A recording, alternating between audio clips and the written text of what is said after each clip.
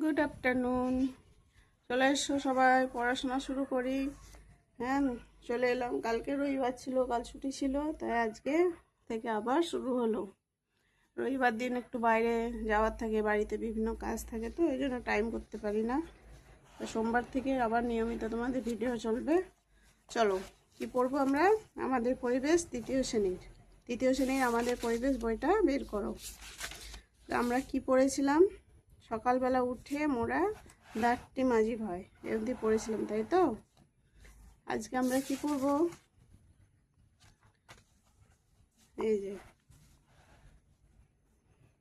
আজকে পড়বো আমরা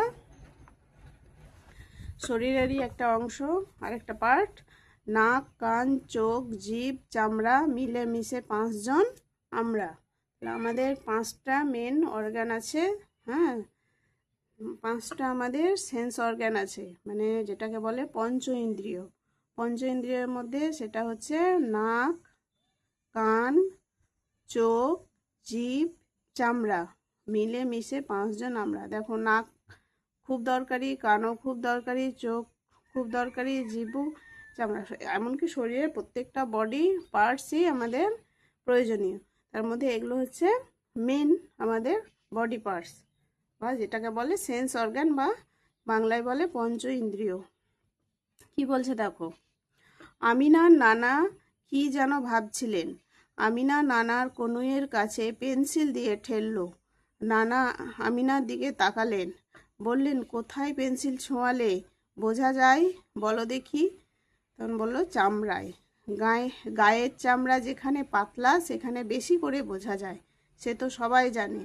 নানা এসে বললেন, ধরো যদি কাঠি গজা দিয়ে গায়ে চাপ দাও তাহলে ব্যথা লাগবে, কিন্তু গজাটা জিভে ছুলেই মিষ্টি। আবার দিনের আলোয় চোখ বুজে থাকো, কিছু দেখতে পাবে না। চোখে আলো গেলে তবে দেখতে পাবে। তেমনি কানটা বন্ধ করে রাখো, ডাকলে শুনতে পাবে না। নাকটা ভালো করে চেপে রাখো, গন্ধ পাবে না। তাহলে দেখো কি বলছে। আমিনার নানা বসেছিল, তখন আমিনা তার হাতে একটা পেন্সিলের টোকা মারলো। পেন্সিলের টোকা মারা মাত্র আমিনার নানা ওর দিকে তাকালো এবং বলল যে, বলো তো তাহলে আমাদের পেন্সিল ছোঁয়ালে কি বোঝা যায়, মানে কোথায় ছোঁয়ালে বোঝা যায়? না তো চামড়ায় আমাদের। তাহলে আমরা কি বুঝতে পারি চামড়ায়? তাহলে চামড়ায় আমাদের স্পর্শের কাজ করে, টাচের কাজ করে, তাই তো? আর বলছে যে, ধরো কাঠি গজা দিয়ে চাপ দাও তাহলে ব্যথা লাগবে, কিন্তু গজাটা জিভে দিলে কি হবে বলো তো? যে একটা গজা বা একটা মিষ্টি বা একটা নোনতা জিনিস বা একটা কি বলবো, তেতো জিনিস জিভে থাকা, দেখবে সে অনুভবটা পাবে। তাহলে জিভ কিসের কাজ করছে? স্বাদের কাজ করছে, তাই তো? স্বাদ অনুভব করছে।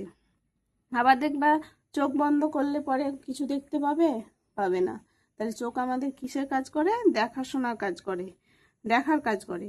আর কান যদি আমরা বন্ধ রাখি তাহলে আমরা চারপাশে কিছু শুনতে পাবো না, বা কেউ আমাদেরকে ডাকলে সেটা শুনতে পাবো না। তাহলে কানে আমাদের কিসের কাজ করে? শোনার কাজ করে। আর নাকটাকে চেপে রাখো, দেখবে নাক দিয়ে আমাদের গন্ধ পাবো না। তাহলে আমাদের নাক দিয়ে কিসের দুটোই, এক গন্ধ, স্মেল, কোনো কিছু নেয়, আবার নিঃশ্বাস প্রশ্বাস নেই আমরা। হ্যাঁ, নিঃশ্বাস দেওয়া এবং প্রশ্বাস নেওয়া, প্রশ্বাস নিই এবং নিঃশ্বাস ছাড়ি, এইভাবে শ্বাস প্রশ্বাস নেওয়া দেওয়ার কাজ করে নাকে, এবং গন্ধের কাজ করে। এবার দেখো কি বলছে। আমিনা পরদিন স্কুলে এসব বলল। কাঠি গজা নিয়েও নানার কথা শুনে বন্ধুরা খুব মজা পেল। দিদিমণি বললেন, চোখ, কান, নাক, জিভ আর চামড়া এই 5টা অঙ্গকে বলে ইন্দ্রিয়। তাহলে দেখো, চোখ, এই যে এখান থেকে এটা চোখ, কান, নাক, জিভ আর চামড়া, এই 5টা অঙ্গকে বলে কি? ইন্দ্রিয়। 5টা, তাই পঞ্চ ইন্দ্রিয়। 5টা তাই বলছে পঞ্চে ইন্দ্রিয়, মানে পঞ্চে ইন্দ্রিয়। ঠিক আছে, মনে রাখবে এটা। যদি বলে পঞ্চেন্দ্রিয় কাকে বলে, তখন বলবে চোখ, কান, নাক, জিভ আর চামড়া, এই 5টা অঙ্গ একসঙ্গে মিলে বলে পঞ্চেন্দ্রিয়। তিয়ান বলল, গলা শুনেও কে ডাকছে বোঝা যায়। রবিন বলল খুব চেনা লোক হলে তবে বোঝা যায়। হ্যাঁ, দেখে চেনা আর গলা শুনে চেনা দুটো আলাদা কাজ। যারা চোখে ভালো দেখে না তারা কানটা খুব কাজে লাগায়। হীরা বলল, আমার ঠাকুমা চোখে দেখেন না, গলা শুনলে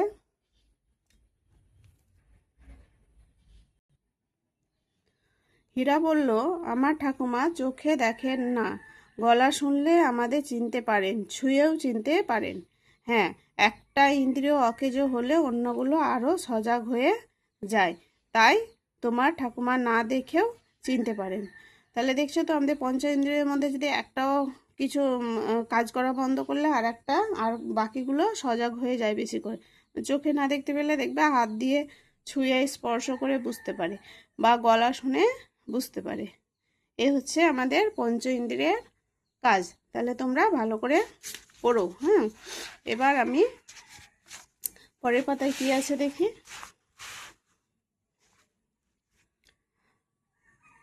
দলে করি বলা বলি, তারপর লিখে ফেলি। ইন্দ্রিয়গুলোর কি কি কাজ নিচে লেখো।